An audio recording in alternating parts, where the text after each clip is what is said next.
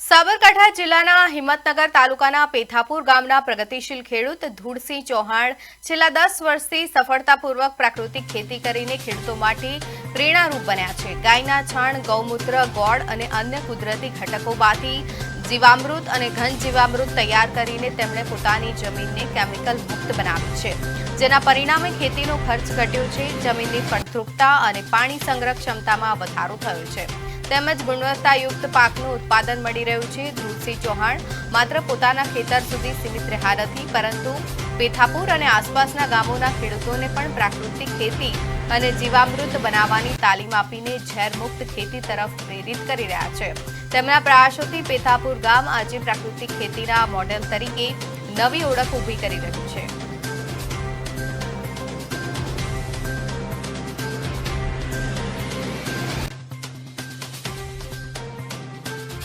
કંઈ મારવાની હોતી નથી, પરંતુ તેને અટકાવવા માટે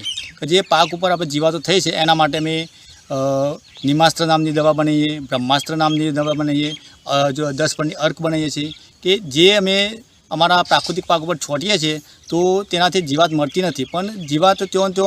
એ અટકી જાય છે, એમાં કોઈ વધારો થતો નથી, જેથી પાકને નુકસાન પણ થતું નથી। બીજા ખેડૂતો છે હજુ પણ રાસાયણિક ખેતી કરે છે, તેમને તમે શું સંદેશ આપવા માગો છો? હું અન્ય ખેડૂતોને એટલું જ કહેવા માગું છું કે એમના મનમાં જે ભ્રમ છે કે પ્રાકૃતિક ખેતીથી આપણું ઉત્પાદન ઘટી રહ્યું છે, એવા ભ્રમથી જે આપણા આજના યુગમાં આપણા સામાજિક રીતે ટકી રહેવા માટે એમને કેવું મગજમાં ભ્રમ છે કે ભાઈ પ્રાકૃતિક ખેતી કરીશું તો આપણું ઉત્પાદન ઘટી જશે અને આપણા જે સામાજિક પ્રસંગોમાં આપણે એટલી પૂરતી આવક નહીં મળી શકે। તો એવા ભ્રમને ટાળવા માટે હું એ ખેડૂતોને એટલું જ કહેવા માગું છું કે પ્રાકૃતિક ખેતી જો